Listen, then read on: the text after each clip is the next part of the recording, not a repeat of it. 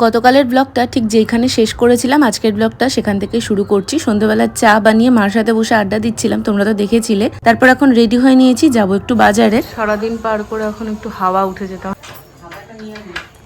নিলে নিয়ে নাও। তাহলে বৃষ্টি হবে না, আকাশে মেঘ নাই। মেঘ নেই বলতে বৃষ্টি হওয়ার মতন মেঘ নেই। ভালো। আজকে বাজারে যাওয়ার মেন কারণ ছিল আমার প্রচণ্ড ফুচকা খেতে ইচ্ছে হচ্ছে। আগে তো এখানে পাড়াতে ফুচকা আসতো, তবে এখন সেটা আসা একদমই বন্ধ হয়ে গেছে। তো সেই জন্য রিন্টুর ছুটির দিনটাতেই শুধু ফুচকা খাওয়া হয়। আর এখন পয়লা বৈশাখ অব্দি রিন্টুর কোনো ছুটি নেই, তাই ফুচকা খাওয়াও হচ্ছে না। সেই জন্য ফুচকা খেতে গেছিলাম। আসার পর এদিকে আমি করছিলাম ডিমের মামলেট।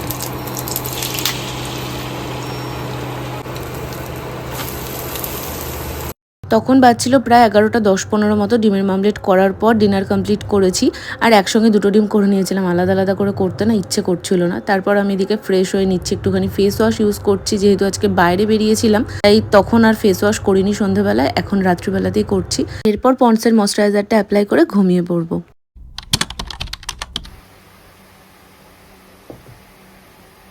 Good morning everyone. আজকে হচ্ছে নেক্সট ডে, আবারও একটা নতুন দিন, নতুন সকাল। আর সকালটা আমার শুরু হয়েছে রান্নাঘর থেকে। সকালবেলা আজকে ধোকার তরকারি করব বলে এটা প্রথমে গরম জলে ভিজিয়ে রাখতে হয়।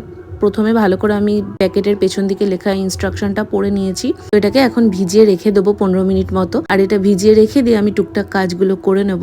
ধোকার তরকারি হবে, তার সাথে আলু ভাজা তো হবেই। তো মা ওখানে আলুটা কেটে দিচ্ছে, তো আলুটা ঝটপট ভেজে নেবো। আর ধোকার তরকারির জন্য আমি আলুটা কেটে ওটাকেও সেদ্ধ বসিয়ে রাখবো, যতটা কাজ এগিয়ে রাখা যায়। আসলে সকালবেলার দিকটা বেশ কিছুটা সময় আমি আর রিন্টু বসে একটু নিজেদের মতন কথা বলি। আর সেই সময়টা আমি কোনোভাবেই কোনো কাজের জন্য রাখতে চাই না, তাই জন্য কাজগুলো যত তাড়াতাড়ি হয় করে নিয়ে আমি ওই সময়টা ওর সাথে একটু কথা বলি। তারপরে ও আবার রেডি হতে যায়, তখন আমি বিছানা তোলা, বাকি কাজ, রান্না বান্না সমস্ত কিছু করি। কাজ তো সারাদিন চলতেই থাকবে, তবে নিজেদের মধ্যে সময় কাটানোর জন্য হাতে ওইটুকুই সময়। তারপর তো রাত্রি হয়ে যায় ওর আসতে।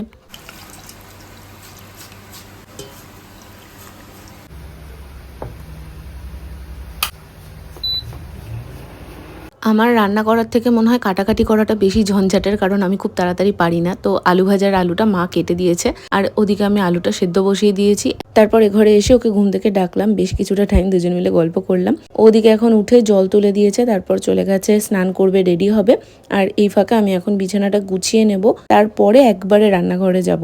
বিছানাটা যদি গুছিয়ে না রেখে রান্নাঘরে যাই না, রান্নাঘরের কাজ কমপ্লিট করে এসে ঘরে যেই ঢুকবো বিছানাটা দেখলে আমার মটকা গরম হয়ে যাবে। তার থেকে আমার মনে হয় যে বিছানাটা সুন্দর করে গোছানো থাক। রান্নাঘর থেকে ক্লান্ত হয়ে এসে 2 মিনিট বসতেও ইচ্ছে করবে খাটে। গতকাল রাত থেকেই তো আমাদের এখানে ওয়েদার একদম ঠান্ডা ঠান্ডা। আজকে সকালবেলায় মানে ভোর রাত্রি থেকে বৃষ্টি শুরু হয়েছে। ওয়েদার দেখে তো মন এমনি ভালো হয়ে যাচ্ছে। ওয়েদার ভালো থাকলে 2-5 পদ রান্না করতেও কোনো আপত্তি লাগে না। আর ওয়েদার যদি গরম থাকে একটা রান্না করতে হবে ভাবলেও কান্না পায় আমার।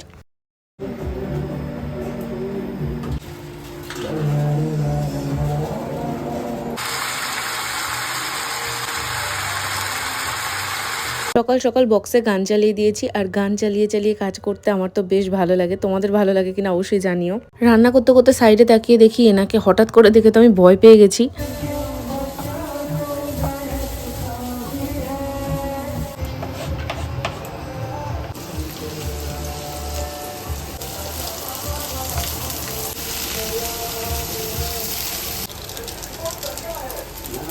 ধোকার ব্যাটার ভিজিয়ে রেখে দিয়েছি, আলু সেদ্ধ করা কমপ্লিট, আলু ভাজা কমপ্লিট করে আমি যত তাড়াতাড়ি পারছি পেঁয়াজ রসুন একটুখানি কেটেছি। আর তারপরে দিকে ম্যাগিটা ঝটপট করে করার চেষ্টা করছি, কারণ ও ওদিকে স্নান থেকে চলে এসেছে, ও বেরিয়ে যাবে, ওর সামনে করব। ও হাতে করে এনে দিয়েছে, ওকে একটু না দিতে পারলে না মনটার মধ্যে খচখচ করবে। তো তাড়াতাড়ি করে একটুখানি ওকে তুলে দিয়েছি। তারপরে এসে আমি আবার ধোকার এটাকে এখন কেটে নেব পিস পিস করে, তারপর এটাকে ভাজবো।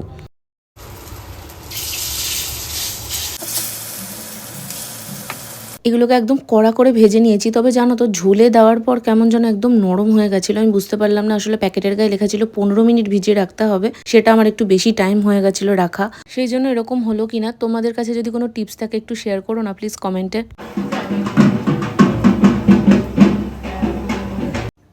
আজকে আমাদের এখানে ভোটের প্রচারে বেরিয়েছে, তার জন্য অত ঢাক ঢোলের আওয়াজ। আমি তো ভেবেছিলাম কোনো পুজোর ঠাকুর ভাসান হচ্ছে হয়তো, তারপর দেখলাম ভোটের প্রচার বেরিয়েছে। আমাদের গলি দিয়েও গেছিলো, তবে আমি যেহেতু রান্না করছি আর দেখতে যাওয়া হয়নি। লাস্টের দিকে কয়েকটা বড়া ভাজতে গিয়ে দেখো একটু বেশি কড়া ভাজা হয়ে গেছে, মানে ওগুলো পুড়ে যায়নি, খেতে কিন্তু পোড়া লাগছে না, তবে একটু বেশি আর কি কড়া ভাজা হয়ে গেছে। রান্না শেষ, আর এদিকে শুরু হয়েছে মুষলধারে বৃষ্টি।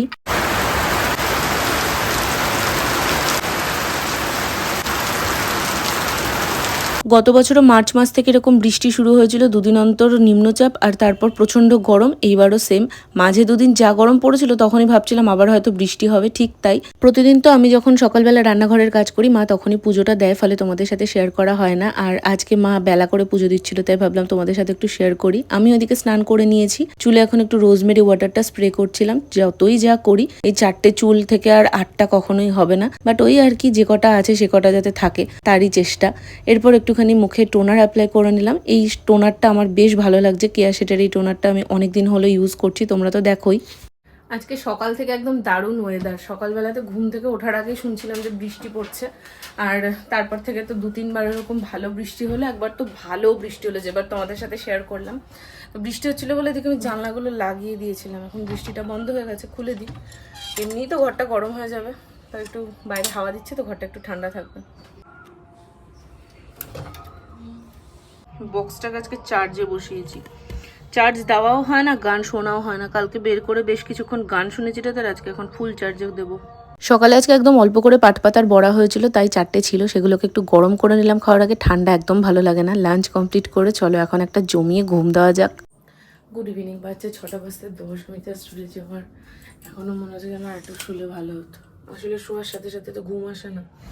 এবার এই টাইমে তো জলটা ভরি, তো মা নেই, মা কোথাও একটা দিকটায় তালা দিয়ে গেছে, এই দিকটা দিয়ে গিয়ে জলটা ভরে রাখবো, পরে ভরলেই হতো।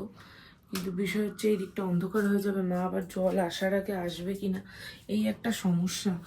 নিজের ঘর দিয়ে যদি বেরোনোর মতন ঠিকঠাক সিচুয়েশন না থাকে না, অন্যেরও প্রবলেম নিজেরও প্রবলেম। মাও কোথাও গেলে আমার ভরসা না করে বেরোতে পারে না, যে বেরিয়ে যাবে তারপরে তো আমি আর পারবো না। আর এদিকটা দিয়ে গেলে কি বলতো, বড় বড় লতা।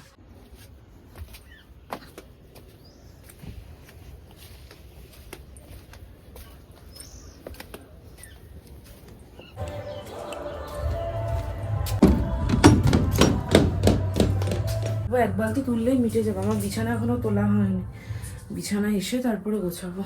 ফাঁকা বোতলটা নিয়ে নিলাম, জল ভরবো। এদিকে বাথরুমে জল তোলা কমপ্লিট।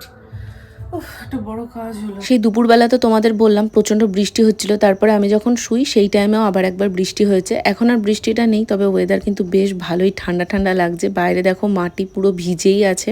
তোমাদের দিকে ওয়েদার কেমন অবশ্যই জানিও। এদিকে আমার ঘরের বাথরুমেও জল তোলা কমপ্লিট, এই বাথরুমেও জল তোলা কমপ্লিট।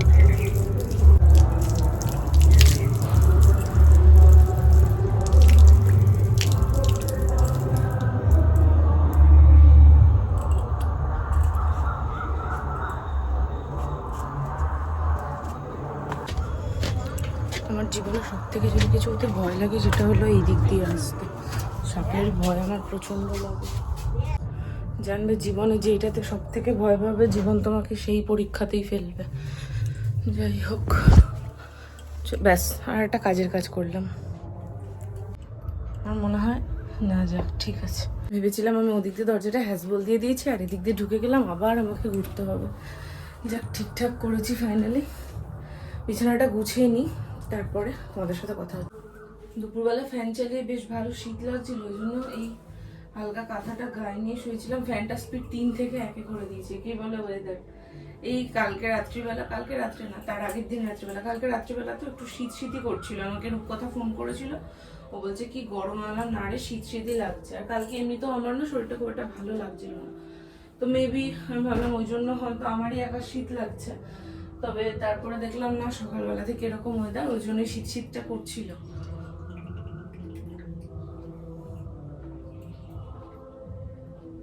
অন্যদিন তো এই জানালাটা খুলে দিই, বাথরুমের দিকে দরজাটা খুলে দিই, যাতে ঘরটা একটু ঠান্ডা থাকে, একটা পাস হয়ে যাবে তাই। তবে আজকে বাথরুমের দিকে দরজাকে লাগিয়ে দিয়েছি, কারণ বৃষ্টি হয়েছে বাইরে, ঘরে মশার উৎপাত বাড়বে। জানলাটা শুধু খুলবো, ফ্যান চালানোর দরকার এখনো লাগছে না, যদি জল তুলেছি না, যেন গরম লাগছে।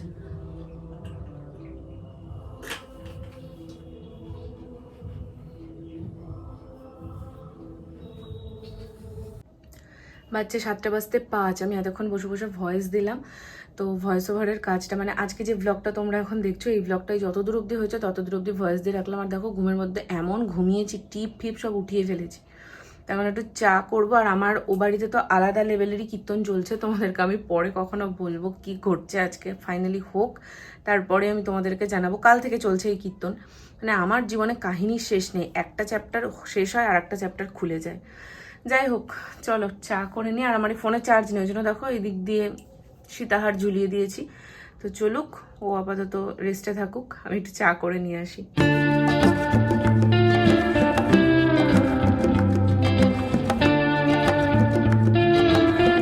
ফোনটা চার্জে দিয়ে অনেকক্ষণ হলো চা খাওয়া হয়ে গেছে। তারপরে বেশ কিছুটা সময় আমি একটু ভিডিও দেখছিলাম। আর এখন বাজছে প্রায় 9টা 10-15 মতন। এখন একটু ছাতু শরবত বানাচ্ছি। খুব একটা ভারী কিছু আজকে আর খেতে ইচ্ছে করছে না, তাই আলাদা করে টিফিন আর কিছু বানাইনি, একটু ছাতুই গুলিয়ে নিয়েছি। ছাতু শরবতে অনেক কিছু দেয়, তবে আমি একটু নুন আর চিনি দিয়েছিলাম। ইঁদুর ছিল এতদিন, এখন আবার একটা নতুন উৎপাত হয়েছে, মেঝে দিয়ে টিকটিকি হেঁটে বেড়াচ্ছে।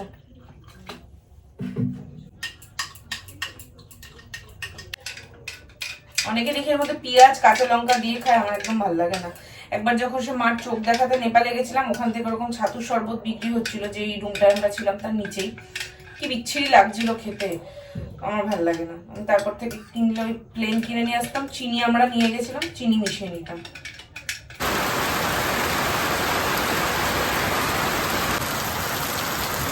সন্ধ্যে থেকে আকাশে ভালোই মেঘ ছিল, আর রাত হতে হতে দেখো কি জোরে বৃষ্টি শুরু হয়েছে। আজকে যেন হঠাৎই প্রচন্ড জোরে বৃষ্টি শুরু হয়ে গেছে। চলো তবে আজকের ব্লগটা এখানেই শেষ করছি। ব্লগটা কেমন লাগলো তোমাদের অবশ্যই একটা কমেন্ট করে জানিও। ভালো লাগলে লাইক করো, প্রথমবার হলে সাবস্ক্রাইব করে পাশে থেকে যেও। আজকের মতো এ পর্যন্তই, টাটা।